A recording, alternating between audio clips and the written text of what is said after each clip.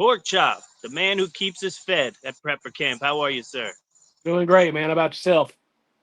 I'm doing good, and I'm glad you could join us tonight. I appreciate you spending some time after a long day. Uh, you are the man behind the cast iron and really the man behind lunchtime down there at Retail Row. I'd like to open these up with a sort of a question, that's pertinent to your expertise. And what comes to mind is maybe what's something that people assume they can't cook in a cast iron Dutch oven that you can cook in a cast iron Dutch oven. So I've seen a lot of crazy stuff done. We've I actually asked this question about 2 years ago in one of my classes. Actually, it was 2 years ago because we had the hurricane this past year. And out of the whole weekend, the closest we came up with was some kind of pudding because it had to be heated, then cooled real quick. That's the only thing we could actually come up with because you're not supposed to cook things with tomato bases and what have you in there. But we're talking about something the settlers used. They didn't care about that. They cooked everything. Yeah, definitely. So Yeah, they I didn't would have the non-stick to grab. correct. Sure. Yeah. Yes, sir. So camping when you were a kid, or how did you wind up getting into this world of Dutch oven cast iron? I always camped as a kid. My best friend's dad was a game warden, so we were always out in the woods doing things. And Oh, then nice. once I got married and what have you, I had my son, and we went from Tiger Cubs all the way through to Life Scout. Nice. I was a den leader, Cub master, eventually Scout master. I did Arrow of Light. I did Wood Badge, Nice. and Cool, that's a man. lot of cast iron cooking when you start Yeah. doing the Scouts. You start And doing them camps every weekend or every other week, whatever it is. yeah, sir. Yeah. Yeah, making dinner. So they came to depend on you for all the meals, I guess. Well, the big thing that's actually got me to doing it like I do at the prepper camp and what have you is I was hosting at Scout Camp one summer. I was there for the entire summer, and on Wednesdays they would give them cast iron Dutch ovens with all these ingredients, and nobody knew how to cook anything. Oh, So I got to experimenting, and I mean, I made some awesome chilies. I made some soups. I mean, we even made low country bulls, chicken bogs. It was just, this is what ingredients we have. If the boys are hungry, they're going to eat it. And wow. They let every you just time, figure it out. yes, sir. I mean, it's kind of like grandma used to do in the kitchen. If you put enough grease and butter and everything with it, it'll eventually either taste good or you can digest it one. Sure. No, hey, I understand it. I was trained by French chefs. I get it. It's the same mentality. More butter, more Yes, butter. sir. Um, so your class is specific to cast iron cooking, and what are some of the things that you talk about when you show up in front of the audience? That's easy. Every time or every class that I have, everybody wants to learn about stacking their cast iron. Oh, And okay. I'll say a good 70% of the people that I teach the cast iron Dutch oven cooking and what have you with, they own all these wonderful Dutch ovens and they've never even used them. Most of them don't know how to season them. And not most of them, we'll say a good majority of them. I don't want to insult nobody. But I go through everything from how to season them if you buy them new or if you find them at the flea market or the yard sale or what have you. I go through what cast iron is actually supposed to look like versus what grandma's cast iron looks like. I teach them how to use some of the Dutch ovens have I cannot think of the word. Basically, it's spikes on the top of the lid to keep the condensation inside and drip it back down inside. And in a pinch, you can actually turn that over, and you can use that to cook your steaks while you got your cornbread cooking. I do dump Ah, cakes. I do anything and everything that. I mean, it's a pot. It's there to be used, and that's just like everybody talks about how they're cleaning it. And every year, I have somebody that says they use soap in their Dutch oven. The best thing to clean your Dutch oven with is either plastic, sand, anything that's real gritty. yeah. That's the best thing to use. Then put some boiling water in there, boil the rest of the residual out of there, and then reseason it again. Very cool, man. Yeah, it's a long forgotten skill set. It feels like anymore with the with all the different non-stick coatings and copper pans and everything else. Yes, And yeah, he did. I'll tell you what, I've been using a cast iron griddle. I bought one for pancakes on the stove top, and I've been using it in the oven to cook baked bread on top of. And man, Outstanding. it does a hell of a job with the bread in the oven. It's changed the game a little bit. Not trying to put a an ad on for anybody, but do you ever watch the Outdoor Boys? Uh-uh. He has a very simple bread that he makes when he goes camping. Basically, it's just water and self-rising flour, and he lets it sit overnight, and then the next morning he cooks it. So that's one of the things we're actually going to try to do this year. Oh, cool. Every year that I have been at prepper camp, I've been all but 2 years, I think. They've always wanted me to be cooking something, but my class is only an hour long. So if I cook it, it's kind of you gotta, Yeah. I'm That's trying to Russian. figure out how I can do it while everybody's still there, and that way they can actually get a sample of whatever we're cooking. So Yeah. Oh, that would be cool. So it's absolutely. thin. He cooks it up quick then, something like that. Yep. I was thinking, something like chili or vegetable soup, something where you bring it to a boil after you got the ground beef brown and, you know, as the saying goes, kiss it, keep it simple, stupid. Not That's calling you a good stupid. one. That's a definite good one for sure. So Yeah. you've been to every prepper camp but one, huh? It's either one or two. I think I come on the third year, I believe. Wow. The Yeah, I only two mean, that I know that have been there every year, and I'm not saying they're the only two, but I know Larry, Denny, and Sarah, his daughter, have been to every prepper camp. So, impressive. That is yep, impressive. What if absolutely. you got to have some kind of standout memories from the prepper camps of yore?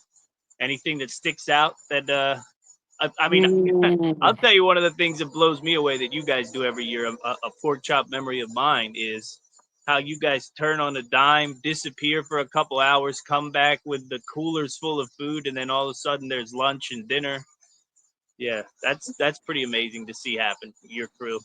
the my, I guess this is a good bad memory, but that would be this past year with the hurricane Oh because yeah, yeah. I have all my family that lives up in Northeast Tennessee, and me and James and another fellow that helped me out. He won't be watching or what have you, but we cut all the way out to Saluda, and then we had to cut up to Hendersonville. We were cutting trees on the interstate, literally, and there was people getting out of their cars. There was men, women, color, creed, did not matter. There was kids getting out of the cars helping pull trees out of the way. Wow. And it just showed me how humanity could actually come together to do something for the good of people.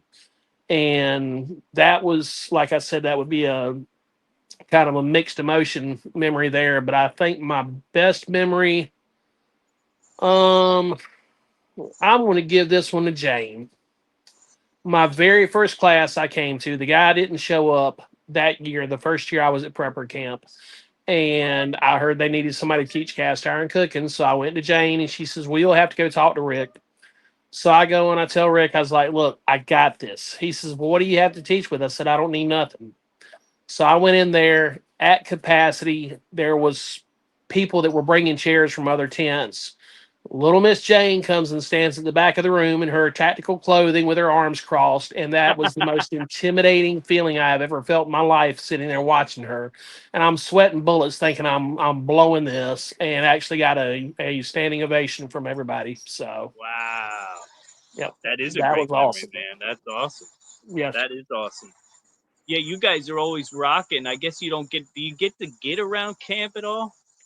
It's one of those things where because of who I am, I've got to try to go out and do some, and then I've got to give big thanks to James because he's always there, and ever since the first prepper camp, he's always been by my side. I mean, there's other people that help me, and he's always been there. He's gone to other shows with me and what have you, and he's just he's solid. I mean, I've got to give him credit 100% on that.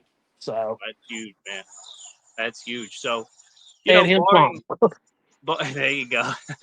Barring any next level cataclysm like last year, we'll be gathering together again in September. And what are you looking forward to, man? What's Pork Chop look forward to when he pulls up them grass parking lot Um, and sits there for 3 days? Honestly, seeing my prepper camp family. seeing the people that I don't get to see the rest of the year, that's from all over the country or all over the world for that matter, and how we come together. And you know, I've had two prepper camps where I was soaked to the bone, and it probably took a week to dry out. This last year being one, and then the second or third one I was 2019, at. right? I think it was 2019. Yeah. Yeah, that was a wet one. I remember that Oh one. my God, I was actually cooking on top of. I think yeah, I had pallets set out and was cooking on the Dutch ovens on top of the pallets. Wow. I mean, I was knee deep in water. I had to come up with something. That was before I got my big grill and what have you. And you know, it is what it is. So, Sure. Oh but yeah, those I mean, we are preppers. That's what we're there for, right?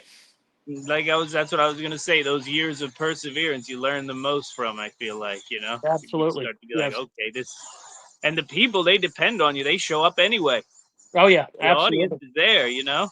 Yes, sir. And 100%. you know it. We all depend on you, man. We get, come middle of the day, everybody's looking over what's going on. The lines start forming. You guys do a great job every year keeping us I all just fed. I wish I could keep up with everybody as when I'm doing the dump cakes or the cherry cobblers or what have you. I don't I can't keep up enough. I'd have to have 40 Dutch ovens to feed everybody that wants the desserts or what have you. And Yeah, I just don't have enough cooking space nor the manpower or anything else to do that much. But we put out as much as we can and we try to make everybody happy, and that's that's the main goal. you do a great job, man. I think back to those years. They've kind of dialed in some pretty good food options up the hill. But I think back to those years before that was a thing. I don't. I'm sure you remember those years where it Yes, sir. would be, somebody's supposed to show up there at noon and nobody would show up. And then everybody's looking at PorkChop going, okay, I hope he got something to cook because we're all hungry then. Very first year that I actually cooked, that would have been my second year. And when I got there, I just had a small grill. I wasn't intending on it being that big of a deal. And when the line was halfway through the midway, I was like, okay, I've got to get a bigger grill. I've got to, step up my game if this is what I want to do. So that's why I went and got the big grill. And, we're going to, I'll probably do 20 Boston butts this year, at least to start with. And, God only knows what else. If it's cold, we'll do vegetable soups and chilies or whatever. But if it's not, then we'll, just stick to hell. We might even just do hamburgers and hot dogs and, something more kid friendly because it seems we've got a pretty good amount of kids that's showing up Yeah. nowadays. So, you know, Well, I look forward to seeing you, man. And like I said, I appreciate you taking the time out of your schedule to come on and talk with us, give us a little heads up on your class. And yeah, your class is unique in that you say a bunch of stuff up there in front of people, but then you also prove it on the back end because everybody gets to come see what you're cooking. So it's yes. And I will actually have my cookbooks as well this year. So, you got cookbooks. yes, I did What's it called? those the second or third year, and I didn't have a chance, and honestly I didn't have the financial ability to get them reprinted again, but I've Oh, got I some see. coming for Yeah, this yeah. year. So you know Well, that'll but be great, man. I'm sure those absolutely. things will sell. Yes, sir. Absolutely. It's well, yeah. I'll talk to you about it. But Okay. that'll be great, man. Okay. Sounds good. I look forward to seeing you, and I guess the next time we talk, it'll be in person. Yep. Oh, and I'll go ahead and answer a question that everybody's going to ask. Since last year I've lost right at 130 pounds. So Oh, great news, man! Wow, yep. congratulations. Anytime I call Rick, that's the first thing. How much weight have you lost? That is So phenomenal, dude. Really, yes, sir. that's many, many moons more with pork chop for sure. That's great. Oh yeah. Awesome way to end it. All right, then. I look forward to seeing you, my man. I'll see you in September. Talk to you soon. All right, brother. Later.